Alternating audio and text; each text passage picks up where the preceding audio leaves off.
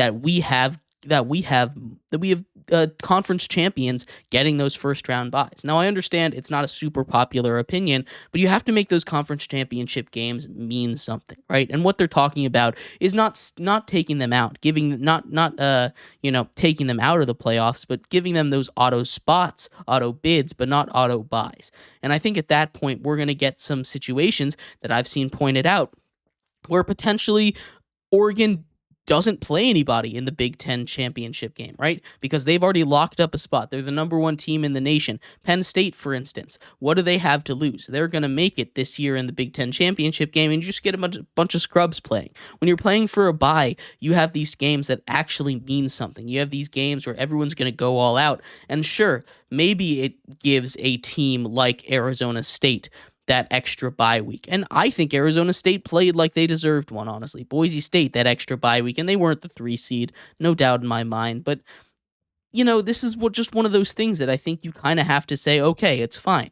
In the NFL, they don't have this perfect structure. You have the division, so the division championship means something, as opposed to in the NBA, where it literally means nothing. There's divisions in the NBA, but who cares about your division in the NBA? It's all about the conference, right?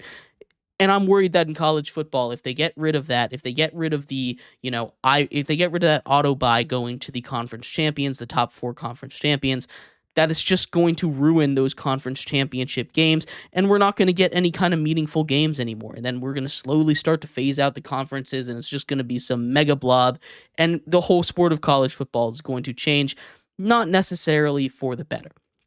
That's just a couple things I'm concerned about, but let me know what you think about those rule changes. I'd love to hear your thoughts. We're going to take a quick break here. When we come back, we finish off our show talking about the updates to some big MLB free agents. There's a couple of them out there that still need to get signed. There's a couple of them out there that are dealing with some real big changes right now in their market. We're going to talk about that in just a second, coming up next here on GSMC's Down by Contact Sports Podcast.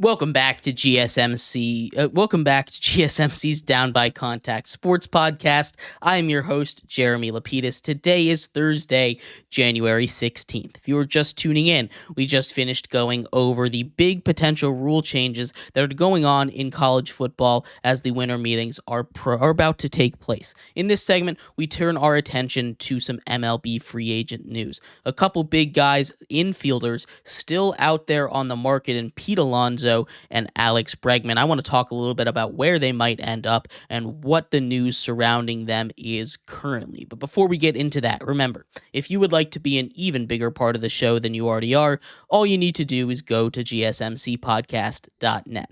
Or if you are on YouTube, you can use that super chat feature. If you do either of those two things, a message should pop up on the bottom of the screen for you, me, and everybody else around the world to see. If you do have a burning question about sports, anything at all that you would like to ask, go ahead and throw that in the comments. Throw it in the chat. I will get to it as soon as I possibly can. I appreciate everybody so much for sticking around, talking some sports with me here on a beautiful Thursday, January 16th.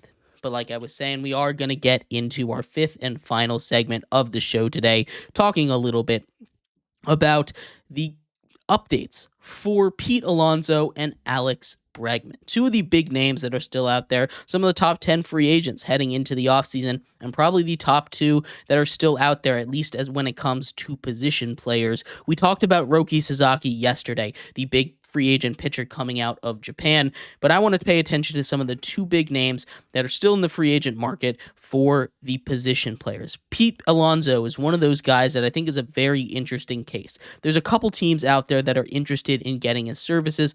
Obviously, the team that he has played for, been known for, been the captain of, sort of, kinda, is the New York Mets, right? They went out and they got Juan Soto, right? They had that big guy to come in. Pete Alonso seemed like he was saying goodbye. He had that huge moment in the postseason to send them past the Brewers in what seemed like a big farewell game. He was able to come up big against the Dodgers a couple times in the playoffs. Ultimately, not enough for them to really get anything done. But the Mets are a team that I think are still a front runner for Pete Alonso. The issue is they are nowhere close when it comes to money. Pete Alonso seems like he wants to be a Met, and I bet he would take a little bit of a discount, and I think that's what the Mets are banking on. Cohen is a guy, an owner, that has all of the money in the world, right? He already made up the money that he spent on the Juan Soto contract already, and it's only been a month or two, right? This is how much money that he makes.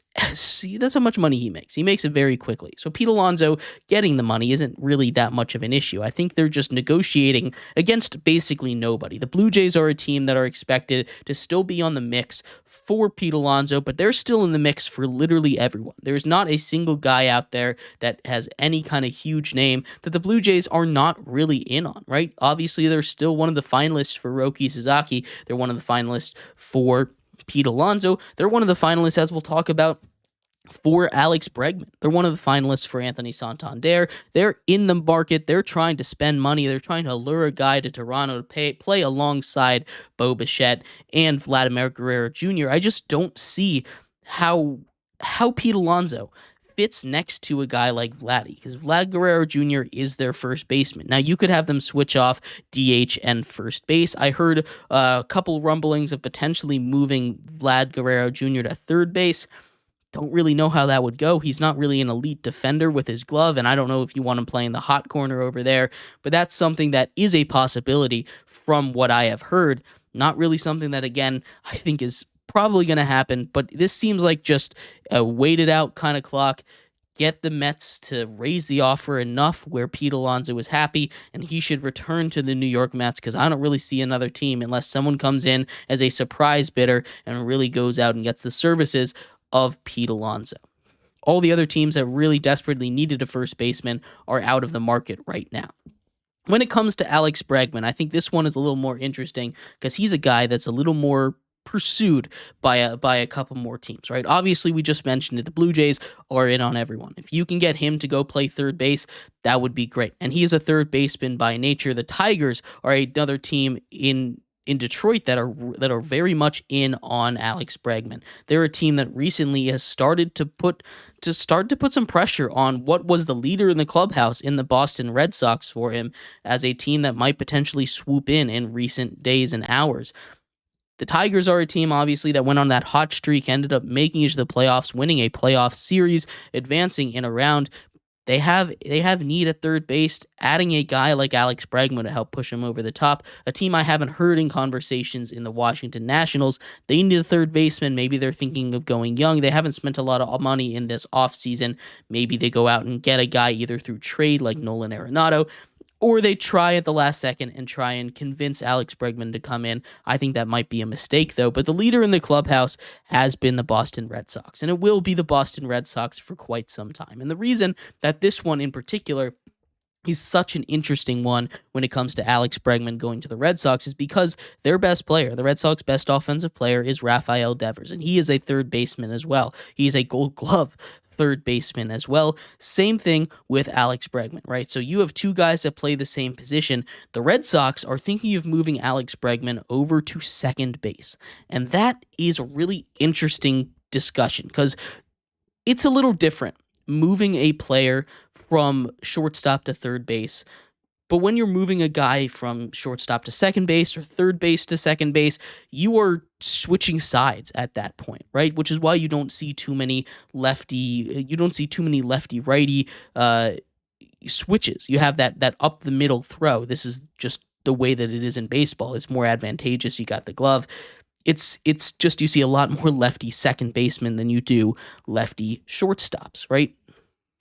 But the switch over the middle, and the Red Sox seem to think that Alex Bregman could be a very good defender at second base, and I have no reason not to believe them. Alex Bregman, a guy that has a very good glove over there at the hot corner, he could be good at second base, but it's just a tough switching sides of the infield. It's a completely different style of defense. He'll be able to be just fine over there, but it's one of the more curious things that I've seen being thrown around there. For these two guys, I think the Mets are going to get Pete Alonso back. I think the Tigers might be the one to entice Alex Bregman. They have their old head coach and AJ Hinch from the Houston Astros. He turned down the Astros offer, and I think that's something that old camaraderie there. The Tigers come in, and I think they get Alex Bregman at the end. He gets to stay at third base, and I think that's something that he would want as well. But let me know what you think. We're gonna thank you everybody. What do you think? Where do you think these guys end up as MLB free agency continues to head down a pipeline? Pitchers and catchers report in just a couple weeks. Baseball season is right around the corner. And thank you, everybody, so much for tuning in to today's episode of GSMC's Down by Contact Sports Podcast. I have been your host, Jeremy Lapidus. We will be back tomorrow predicting games. The NFL divisional round kicks off this weekend. We'll predict every single one of those games. We'll talk about all the big news coming out of the world of sports from today and anything we missed throughout the week. I'll see you same time, same place. You all have a good one. Bye-bye.